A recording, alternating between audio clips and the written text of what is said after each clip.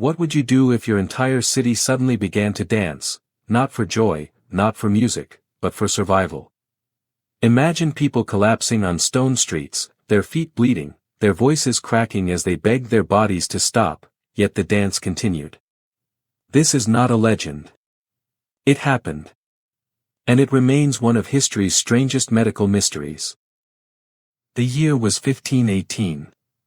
The city of Strasbourg, then part of the Holy Roman Empire, was struggling.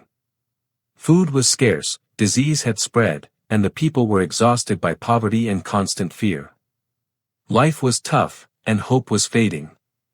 In late July, a woman named Frau Troffea walked into a narrow street. She didn't speak, didn't smile, she simply began to dance. Her movements were frantic and strange.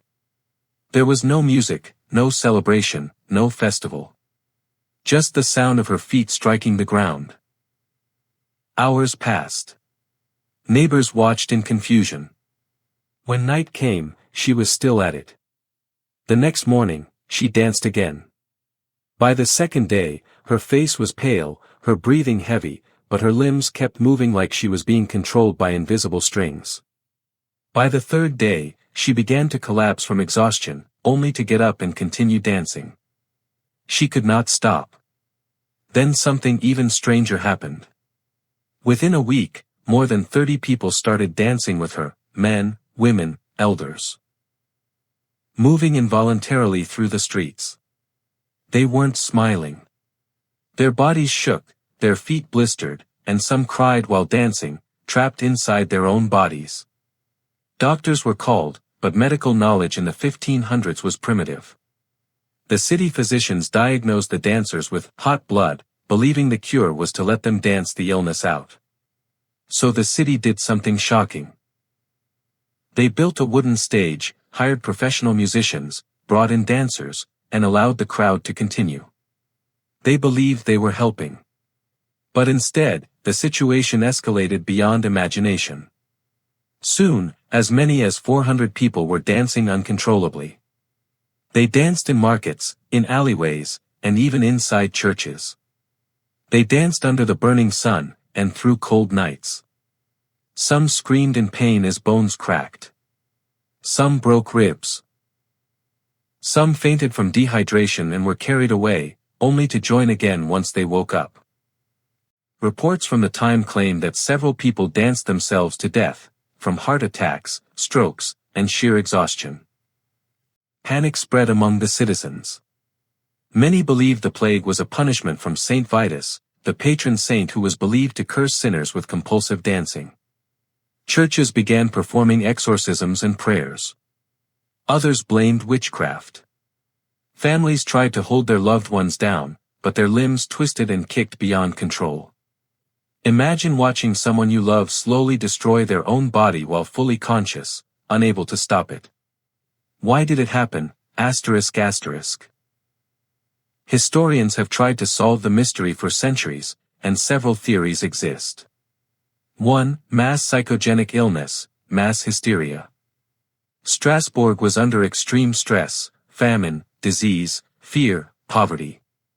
Some scholars believe trauma caused the brain to react in a collective psychological breakdown. 2. Ergot poisoning. Some believe people ate rye bread contaminated with ergot fungus, which contains chemicals similar to LSD, causing hallucinations, muscle spasms, and convulsions. 3. Religious panic and superstition. During that era, people believed saints could curse communities. Fear itself may have triggered involuntary, contagious behavioral episodes.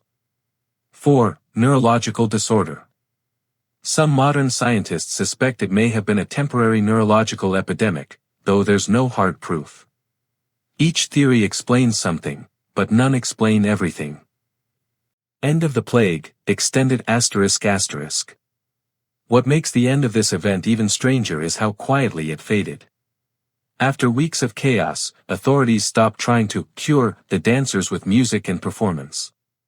Instead, they gathered the remaining victims and transported them, often carried by wagon, to a remote shrine dedicated to Saint Vitus.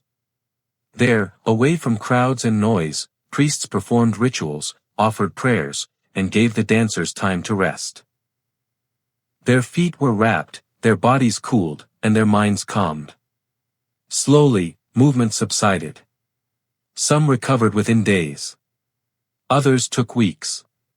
Then, as mysteriously as it began, the plague dissolved. No grand announcement, no medical breakthrough, no final explanation, just silence returning to Strasbourg streets. Legacy and mystery, extended ***. Even 5 centuries later, the dancing plague continues to unsettle historians, psychologists, and medical researchers.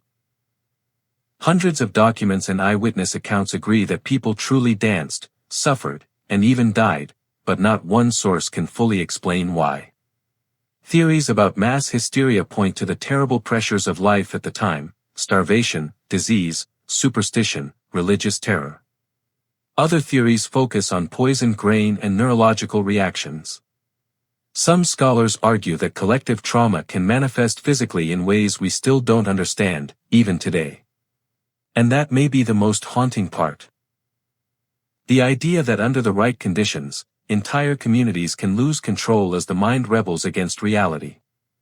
The dancing plague of 1518 remains a chilling reminder that human behavior is not always rational, not always predictable, and sometimes, the line between sanity and chaos is much thinner than we think. And so, the streets of Strasbourg fell quiet once again.